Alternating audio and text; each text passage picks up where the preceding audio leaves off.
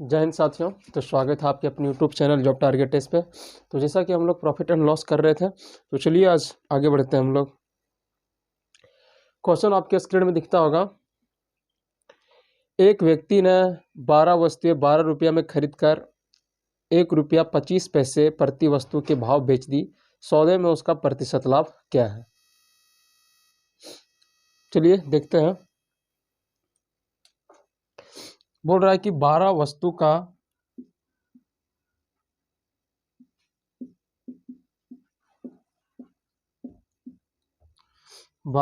का जो सीपी है वो 12 रुपया दिया हुआ है। 12 वस्तु का सीपी 12 रुपया। अच्छा यहाँ पे देखिए, 12 वस्तु का सीपी है 12 रुपया, तो एक वस्तु का सीपी 1 रुपया नहीं हो जाएगा? 12 वस्तु का सीपी 12 रुपया, तो एक वस्तु का सीपी 1 रुपया, तो एक वस्तु का सीपी हो गया 1 रुपया। आगे बोलता है क्वेश्चन में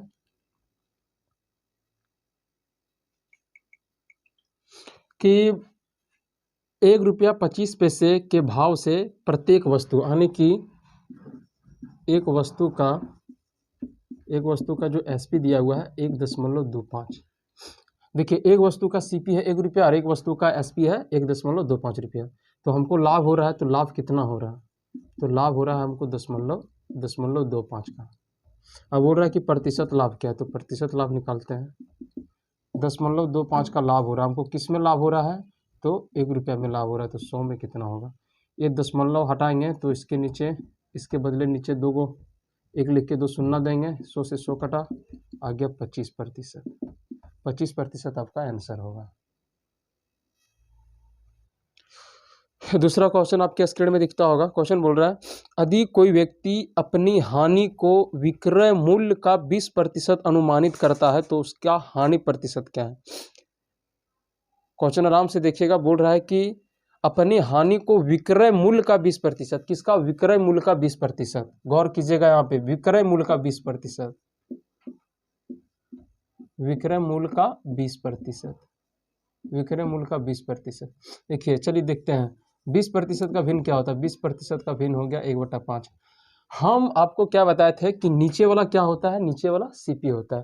लेकिन देखिए, जब भी क्वेश्चन में इस प्रकार का बात हो, विक्रय मूल्य का, क्रय मूल्य का, अंकित मूल्य का, विक्रय मूल्य का दिया हुआ है ना, तो नीचे वाला हो जाएगा ये विक्रय मूल्य। तो विक्रय मूल्य को हम लोग शॉर्ट में बोल देते हैं एसपी। तो एसपी आपका क्या है? 5 यूनिट। अच्छा, क्या बोल रहा है कि हमको हानि हो गया।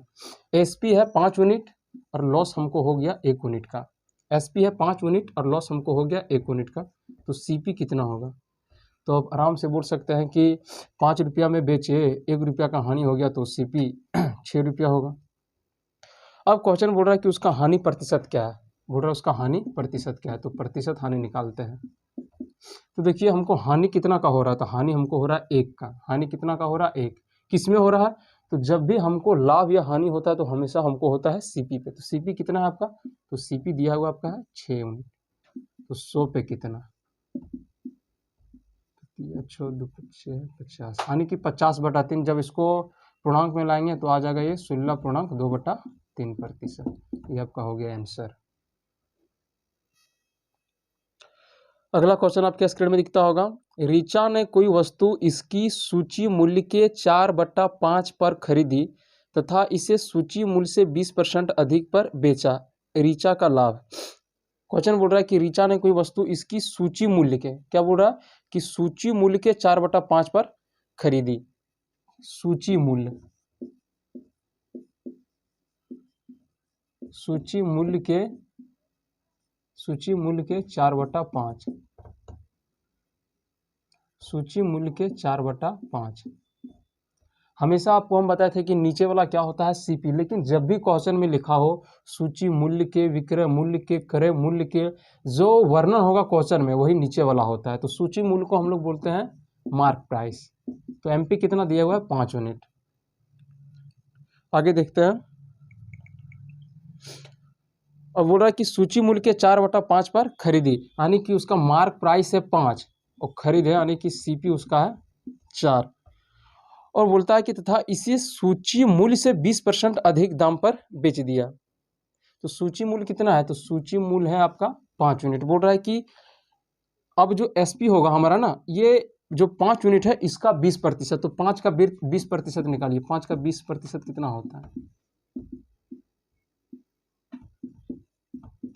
5 का 20% होता है 1। तो बोल रहा है कि सूची मूल्य के 20% अधिक पे, तो 20%, 5 का 20% हो गया 1, और बोल रहा है कि सूची मूल्य के 20% अधिक पे, तो अधिक पे 5 और जो 1 निकला वो जुड़ जाएगा, तो एसपी आपका हो जाएगा 6।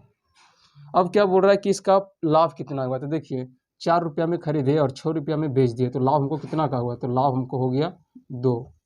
अब बोल रहा है कि प्रतिशत लाभ क्या है? प्रतिशत लाभ, तो 2 का लाभ हुआ हमको। किस पे हुआ? तो 4 पे हुआ। तो 100 पे कितना होगा?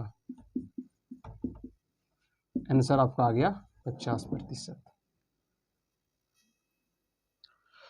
अगला क्वेश्चन बोल रहा है कि कोई आदमी ने एक चादर 450 रुपया की खरीदी तथा इसे उसके विक्रय मूल्य के 10% के बराबर लाभ लेकर बेचा। चादर का विक्रय मूल्य क्या था? बोल रहा है कि विक्रय मूल्य के 10%, विक्रय मूल्य के 10%, गौर कीजिएगा क्वेश्चन में, विक्रय मूल्य के 10%, विक्रय मूल्य के 10%।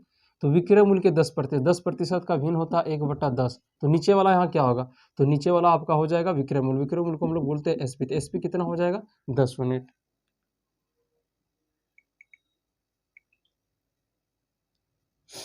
विक्रय मूल्य के 10% लाभ लेकर बेचा, तो एसपी कितना है? 10। अच्छा, प्रॉफिट कितना का हो गया? तो 1 यूनिट का। तो सीपी कितना होगा? कोई वस्तु है जिसको हम बेचे 10 रुपया में और 1 रुपया का हमको लाभ हो गया, तो खरीदे होंगे हम 10 रुपया से कम में, तो 9 रुपया में हम खरीदे। यहाँ तक समझ में आया होगा। अब बोल रहा है कि चादर का विक्रय मूल्य क्या था? किसी आदमी ने एक चादर 450 रुपया की खरीदी, तो देखिए सीपी यहाँ कितना दिया हुआ? सीपी आपका है 9 यूनिट, और क्वेश्चन में कितना दिया हुआ है कि 450 रुपया में खरीदा। तो ये जो 9 यूनिट हो 450 के बराबर हो जाएगा, तो 9 यूनिट हो गया 450 के बराबर, तो 1 यूनिट हो जाएगा 450 बटा 9, 9 पचे 45, तो 1 यूनिट आपका हो गया 50। अब क्वेश्चन बोल रहा है कि वस्तु का चादर का विक्रय मूल्य क्या था? तो चादर का विक्रय मूल्य का यूनिट कितना है? 10। तो 10 से इसको इंटू कर दीजिए, 500 रुपया आपका आंसर। यानी कि चादर का जो विक्रय मूल्य है वो 500 रुपया हो गया। तो मैं आपको जितना क्वेश्चन बता रहा हूँ सारा ये आपका एसएससी के एग्ज़ाम में आया हुआ क्वेश्चन है। और अभी आपका जो स्क्रीन में क्वेश्चन दिखता होगा ये आज का सबसे बेहतरीन क्वेश्चन है।